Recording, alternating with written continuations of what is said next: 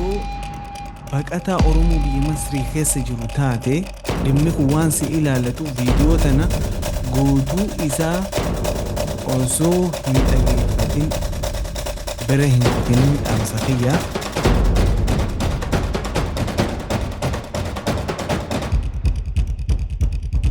Obboleen kiyya haalli biyya tana keessa haalli biyya Masrii keessa jiru hedduu nama yaachisaa hedduu nama gaddisiisa.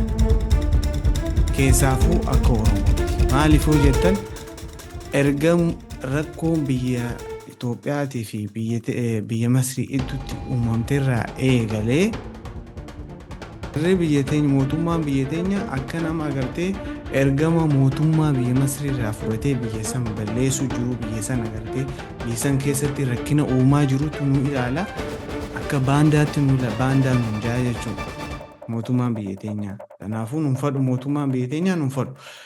Kan mootummaan biyya Masrii akka adawwiitti nu ilaala.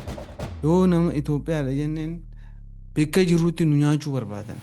Hatta mootummaa dhiisi hizbiin isaaniitu dhaabbatan si nyaachuu barbaadan. Nuti Oromoodha jennaan. Isin ilmaa Oromoodha ogaa jette ilmaatu ati warra abiyyi saniisi hin jaa. San hunda dhiifnee Somaaleedha. Nuti Somaaleedha jennee jiraacha dalagachaa turre. Maaliif Somaaleen Islaamaa? Nuti kiristaana waan taaneef jecha Somaaleen Islaamaa akkasiin mataa qaqqabannee maqaa Somaaleetiin ilaa irraan tana dalagannee agartee jiraachaa turre. Amma guutumaa guutuutti haalli sanii jijjiiramee jira. Ani obboleessa keessan mootii Oromooti. Dhimma kanarratti haala deemu jirurraan waan hin danda'u isiniif ibsa. Na wajjin turtii gaarii isiniin jaa. Haalli ammaan tana deemu jiru maali? Biyya Masrii keessatti ammaan tana mootummaa fi hizbiin illeen baqataan faayidaa takka illee nuuf hin qabu biyya teenyaaf faayidaa takka hin qabu jaanii murteessanii jiran mootummaa wajjin murteessanii jiranii. Faayidaa inni nuu kennu tokko illee qabu miidhaadha.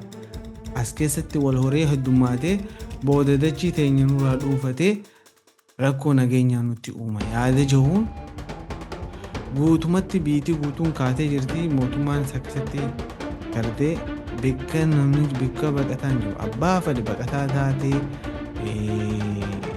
warra gartee daawwannaadhaa dhufe taatee abbaa fedhe ajnabii jaanii lammii biyya biraa katee guutuu bakka argametti qabamee mana hidhaa galaa jechuudha. Mana hidhaa gala. Bitaakaa qaba yoo inni itti bitaakaa qabaattee paaspoora qabaattee waan fete qabaattee sun isaan hin ilaallatu. Waa takka illee hin jiru. Amma rakkoon guddoon uummata keenya mudachaa jirtu namni keenya hedduun biyyarraa qabee paaspoora malee ba'ee xiyyaara malee dhufe. Keessaaf namni agartee karaa seeraan alaatiin taarifaan biyya Masrii seene jechuudha. Namni karaa seeraan alaatiin biyya Masrii seene gaafii takka hin qabu. Mana hidhaa keessatti azabamtee hanga azabamtee waraqaa yoo hin daleetu paaspoora qabaatte paaspoora keetis hin dalagu wanni keetis hin dalagu. Amma rakkoon guddoon namni keenya hedduun isaa taarifaan biyya tana seene namni keessaafuu namni biyya tana taarifaan seene waan gaafii qabu miti.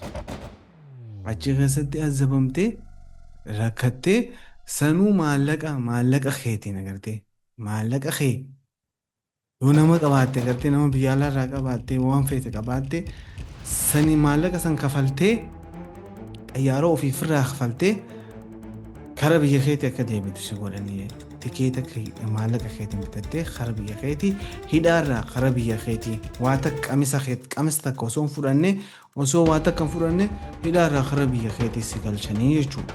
Amma santu deemu jira. Doo furmaanni keenya maal? Erga mootummaan biyya keenya nu feene mootummaan biyya keenya ergama mootummaa biyya Masrii irraa fudhatanii dhufaa jirtan jechuudha. Ergama mootummaa biyya Masrii irraa fudhatan je'ee kan nu jibbute agartee biyya tanaa immoo isin akka adawwiitti nu laalee foon keenya ciratee nu nyaachuu barbaadu. Furmaanni keenya maali? Furmaanni baqataa biyya keenya baqataa Oromoo maali? namni keenya ilaa ammaan tana hirriba jira ogaan sinjee irra laalina nama keenya Oromoo baqataa Oromoo kan biyya Masrii keessa jiru irra laalina maaliif yoo jettan waggaa 10 as keessa jiraate nama afaan hin beekne jira humaa takka illee dhaga'u waa'ee Masrii wanni hin dhaga'u jiru hidhamuu baattee namni siis quba qabu hin jiru hasi quba qabu faamilii ta'e qofa faamilii ta'etis khalaas nam tokko sirraa hidhamnaan karatti haftee jechuudha itti hidhamnaan karree itti deemtu takka hin jiru manni dhaqanii afaan itti si gaafatan hin qaban nama si haasoo hin qaban embaasii dhufee siif agartee xabaqaa si dhaabbatu hin qabdu rakkoo jabduudha jechuudha. Duuba furmaanni keenya maali haa jennu haa taatu. Oromoon biyya Masrii keessa jirtu guutuun isii heddumminaan duraan nama hanga 10,000 ni keenya. 10,000 keessaa kadu'ee fi kabiyya galee fi kan agartee biyya tanarraa bahe iddoo nama 6,000 hin jiru jechuudha. Nama 4,000 moo kanaa jira. Namni 4,000 kun gandatti qoodamee gosa-gosatti qoodamee hula-hulatti qoodamee hanga nama keenyaatiin qofti wajjin jira. Nam tokko hariiroo nama takkaan qabu nam tokkollee walis quban qabu. Hedduun nama keenyaa as keessatti dhukkubsataadha. Rakkataa miskiina keessaafuu yaani rakkataadha miskiina.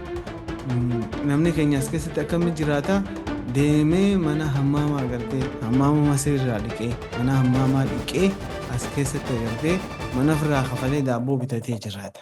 Sana agartee ammaan tana hin jirtu. Amma sun dhaabbatte yoo gabbaata karatti si manattuu seenanii nama qabu eegalan bikka deemtutti si qabanii namni tokko akkasitti faamilii adda baatee karatti agartee hafaa jira namni waan kana gabaasu takka illee hin jiru. Namni information walii kan hin jiru. Odeeffannoo walii namni qabu hin jiru. Kanaafuu ammaan tan hatattamaan waan duraan itti jiran community abbaa 10 fi abbaa 20 as keessaa qaban san dhiisanii jaarsootiin walitti qabamtee waan haaree takka jaartee community takka jaartee nama agartee odeeffannoo nama agartee miidiyaa ogummaa miidiyaa qabu itti dhiyaatanii dhimma deemaa jiru kanarratti haasa'anii jaarsootiin keenya walitti qabamtee furmaata nu godhuu qabdi. Namni wal jalatti mataa qabatee walitti qabamee yaa ammaa deemee embaasii dhaqee nuti adawwii miti nuti ergama mootummaarraa nu kennine mootummaan biyya Masriitti hojii hariiroon qabnu ergama takkalee nu kennine jechuudhaan akka mootummaan biyya keenya agartee embaasiin nu gargaaru embaasiin biyya keenyaa nu gargaaru godhuudha. Kana ka godhuu danda'u jaarsoota walitti qabamanii walitti ijaaramanii achi dhaqanii lubbuu nu baasaa jechuudhaan agartee akka nu baasan godhu. Maaliif kan isin hin jee UN uummata akkallee waraqaan isiitti uummata kan daleetu mirga mootummaatii siin UN waan barbaade mootummatti si ergan. UN harka mootummaa jala galtee jirti. Uummata akkallee siif hin gootu.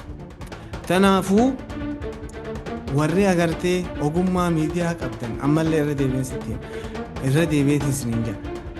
Warri ogummaa miidiyaa qabdan as gubbaa teessanii miidiyaa irra teessanii fandaa biraa haasa'uu dhiisaa obboleeyyan kiyya dhiisaa rakkoo itti jiru kana rakkoo namni keenya keessa jiru kana nama keenya keessa jiru kana irra haasawaa deebisaa waliif agartee odeeffannoo kannaa gabbaa odeeffannoo kannaa namni keenya akka walitti ijaaramee takka tahee nama keenya kaas keessa jiru agartee namuu wal beekee nama sirraa qabamees nama sirraa wanta jirus nama sana agartee lubbuu akka baraaruu danda'u godhuudha. Maaliif jennaan nama agartee birrii agartee tikeetaa sanuuf irraa kafaluu dandeenye jira yoo numa galii usiin jaanee yoo mootummaan usii hayyame siifuun hayyamu mootummaan keenya ni hayyamu maaliif jennaan yoo hayyamees nuti akka nama ergama agartee mootummaa biyya Masriirraa furratti waan nu ilaaluuf jecha rakkoo nurra geessu rakkoo cimtuudha biyyatti asittis agartee baqannee uummata akkallee hin jirtu waan sababa Itoophiyaa taaneef jecha sababa lammii Itoophiyaa taaneef jecha asitti erga rakkoo mootummaa biyya Masriitii fi biyya Itoophiyaa gidduutti uumamterraa eegalee sababa kanaan agartee faayila keenyaa fi waan keenya hunda UN zeerootti baay'iftee jirti. Uummata akkallee hin jiru jechuun maaliif hariiroo saniif san iddoo jiruudhaa kan ka'e. Nama keenya gargaaruun barbaadan nyaachuu barbaadanii garuu hana mootummaan keenya hin beeku. Nuti mootummaas hin qabnu maaliif jennaan Oromoon as keessa jirtu akka Oromootti filaalte baasuma sanuu hin beektu eessa akka jiru hin beektu. Kanaafuu obboleen kiyya yeroo gabaabduu keessatti jaarsootiin keenya gadi baatee walitti qabamtee gadi baatee furmaatni waan kanaa maali jechuudhaan walitti yaamanii bakka jiranirraa walitti dhufanii mari'atanii furmaanni nama keenyaa maali jechuudhaan furmaata nama keenyaa fannoo qaban. Ammallee deebisee namni keenya takka takkatti akka wal beekuuf rakkoo nama keenya ragee kan abeluu kana dhabnee jira asitti dhabne idda mana hidhaatti du'u gartee namni walitti ijaarame rakkoo san keessa akka wal baasu godhuudha. Maaliif wanni kun nu eeggate nama hunda eeggate abbaa fedhe kana gartee miidiyaa kana gubbaa taa'ee fandaa dha'u xurumbaan agartee abbaa fedhe gartee guyyaa eeggata akka du'aatti guyyaa eeggata malee mana manatti dhufaaf mana manatti namuu isiniif dhufa qamisa tokkichaasanii mana hidhaatti kan ta'e jechuun mana hidhaarraayis harka hidhamee akka carraa keetitti karaa biyya keetitti yoo biitummaan teessa fudhatu namni uummanni kaan imbaasii qaban imbaasii isaanii dhaabbatan nuti imbaasii hin qabnu humaata akkaas hin qabnu paaspoortaas hin qabnu UN waraqaa UN hin daleedu jaanii jiranii kanaafuu dhimma kana itti yaada namoonni immoo agartee nu gargaaruu dandeessan namoonni waan dhimma kanarratti nu gargaaruu dandeessan hin callisina yeroon itti agartee itti wal gargaaru yeroon itti mataa wal jala qabannee wal jala yaanee walii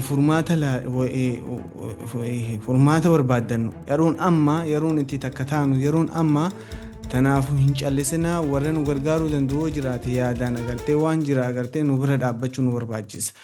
Akkuma isin jeetti abbootiin keenya nama gurguddaan as keessa jiran dhimma kanarratti amaanaatti kanneen jirra rakkoo nama keenya asirra ga'u jaarsootii santu itti gaafata maaliif jenna nama gurguddaa as keessa jiru kan callisee taa'u ammallee warra miidiyaa qabu kan dhiisee waan biraarraa haasa'u akka waan agartee nagee keessa jiru akka waan agartee rakkoon takkallee hin jirree takkatti waan biraarraa fandaa dha'u uummata kanaa jechuu kan itti gaafatamu ani waan na ilaalcha waan hin danda'urraa hangana isinitti himee obboleen kiyyaa sheer godhuudhaan namoota kaan biraan gayaan isiniin jaa. Assalaamu alaikum nageetti.